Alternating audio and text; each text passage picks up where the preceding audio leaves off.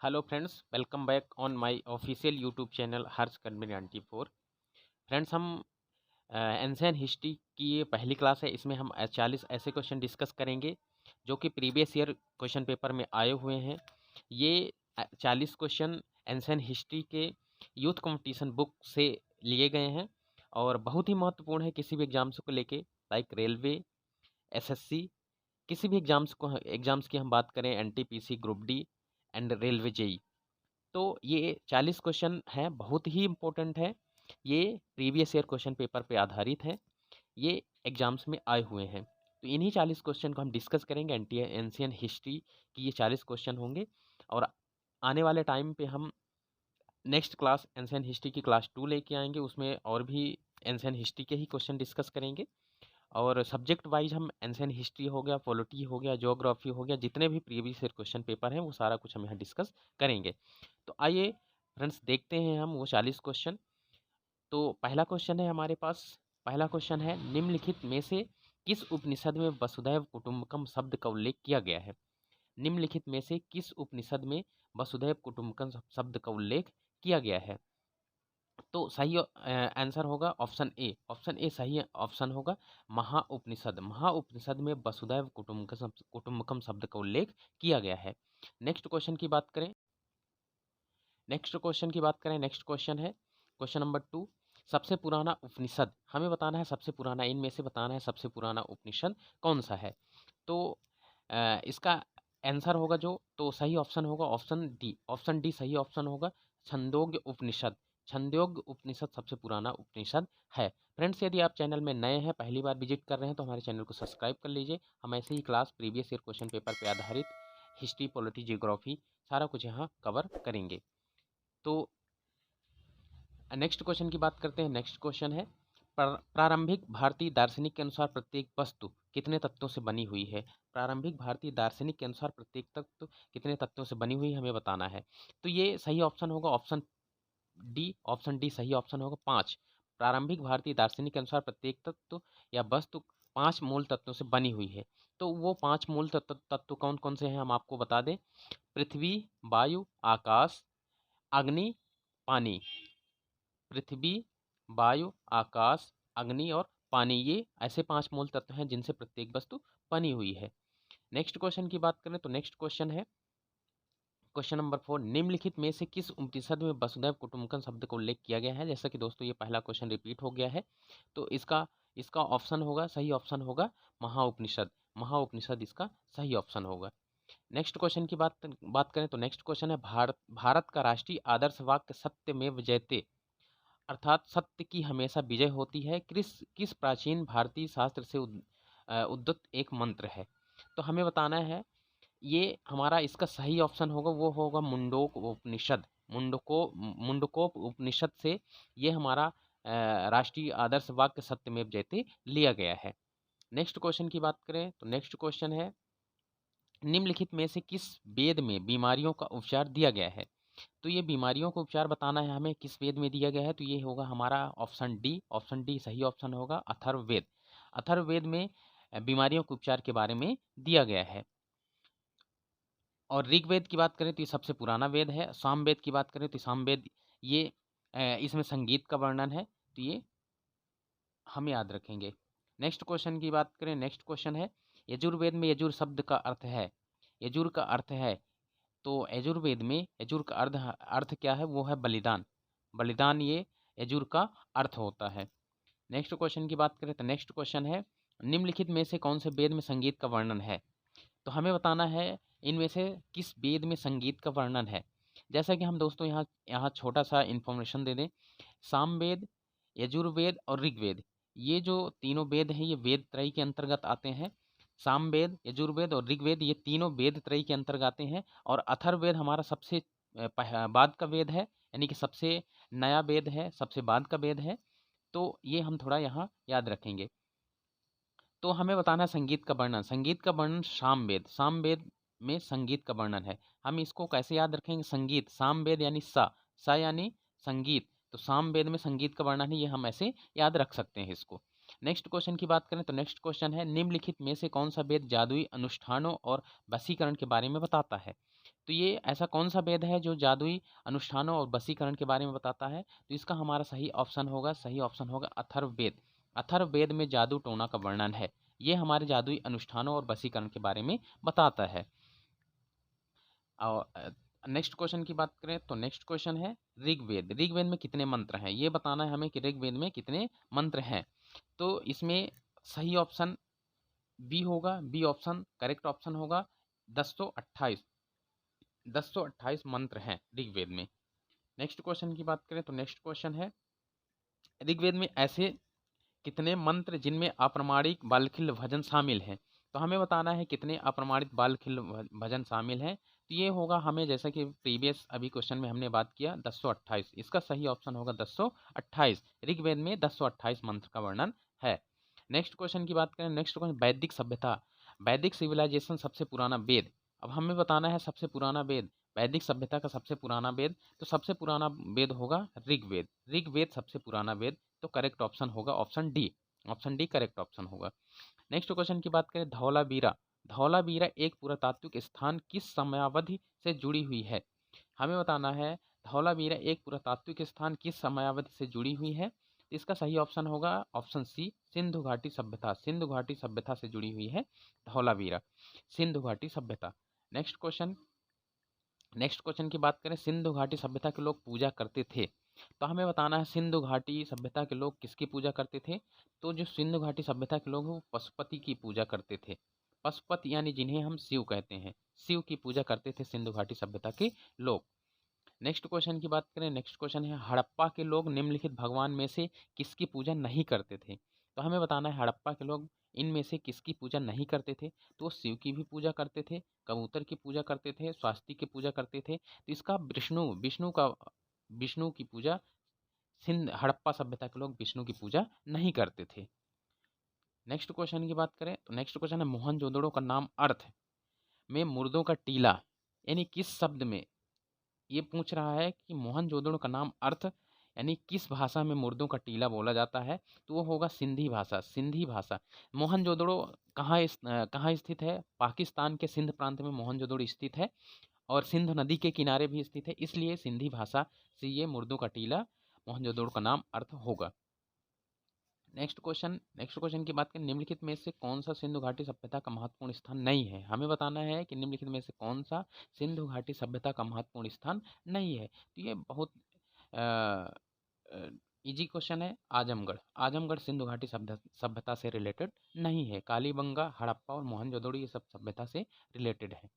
Next question की बात करें, नेक्स्ट क्वेश्चन है सिंधु घाटी सभ्यता के लोग, सिंधु सभ्यता के लोग बनाने के लिए, सिंधु सभ्यता के लोग बनाने के लिए तांबा और टिन को मिश्रित करते थे। क्या बनाने के लिए? तो सभ्यता के लोग कांसा बनाने के लिए तांबा और टिन का मिश्रण करते थे।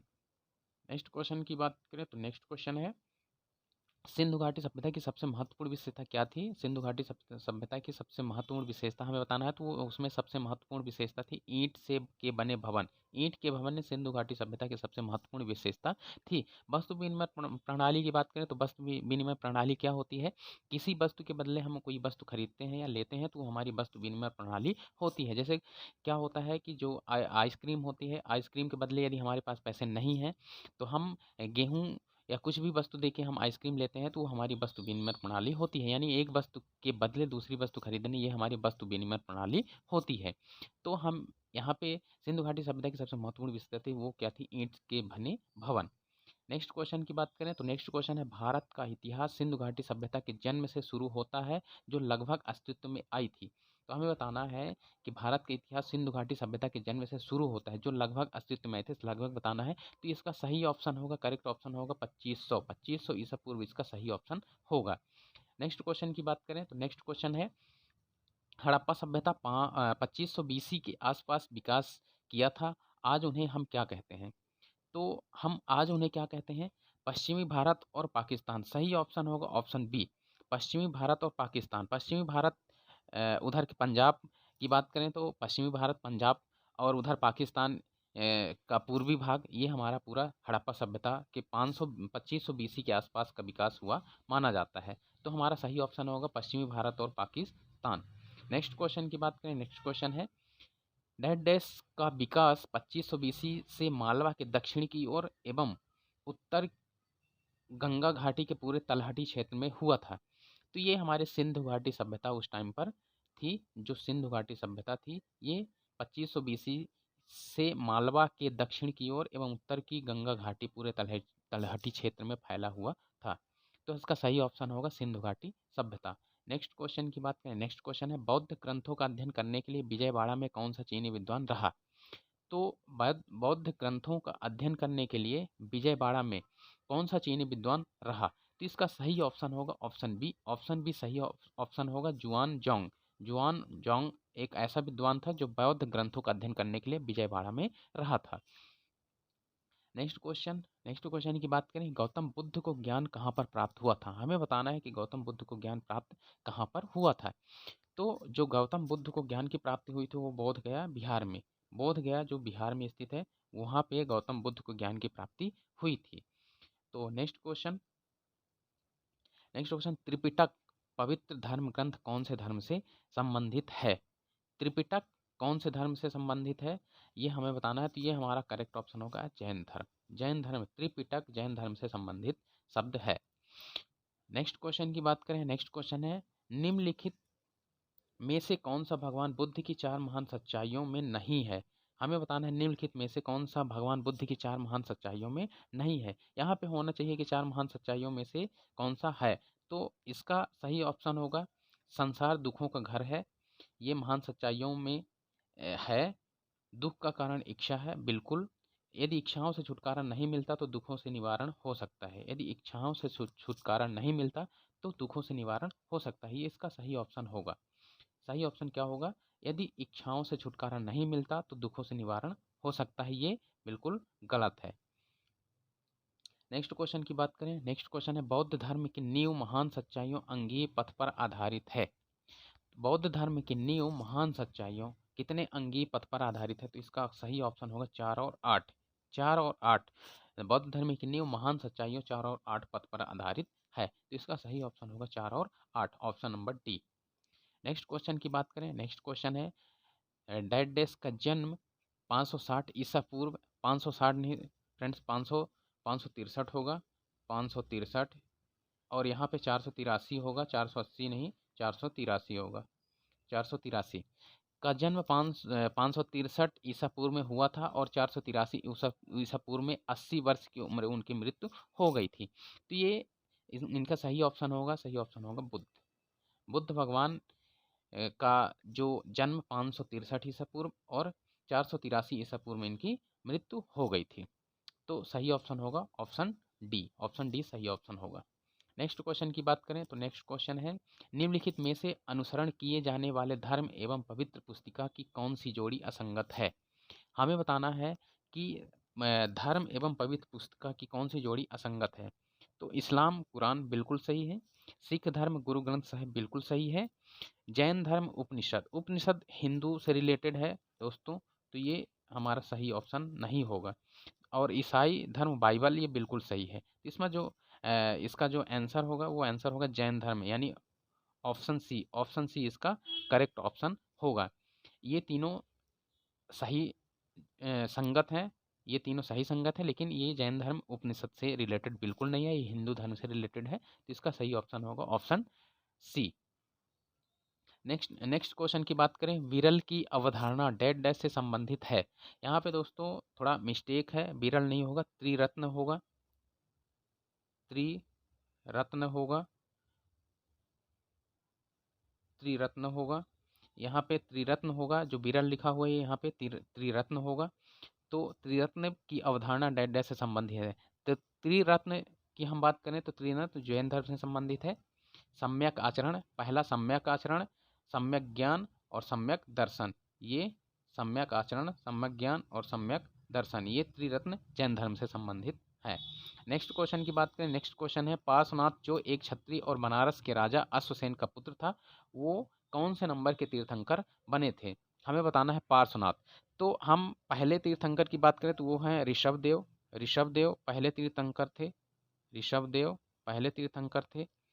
और 24वें तीर्थंकर से महावीर स्वामी महावीर स्वामी 24वें तीर्थंकर थे। महावीर 24वें तीर्थंकर थे।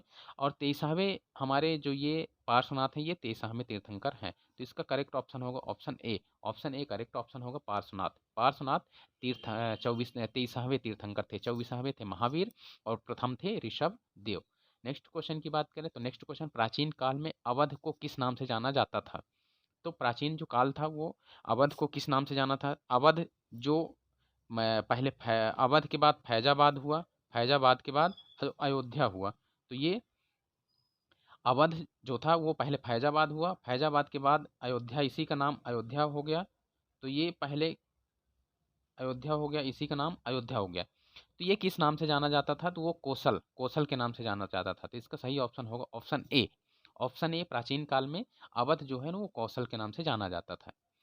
तो इसका सही ऑप्शन होगा ऑप्शन ए। नेक्स्ट क्वेश्चन, आर्य संस्कृत के सर्वोच्च काल में गंगा घाटी के जनपद जो संख्या में थे महाजनपद बन गए थे। तो जो गंगा घाटी के जो जनपद थे पहले, तो इसका सही ऑप्शन की बात करें, सही ऑप्शन होगा ऑप्शन ए 16 महाजनपदों का उल्लेख है जो पहले गंगा घाटी के जनपद थे, जो वर्तमान में महाजनपद बन गए थे। तो वो उनकी संख्या बताना था हमें, तो उनकी संख्या थी 16 महाजनपद थे।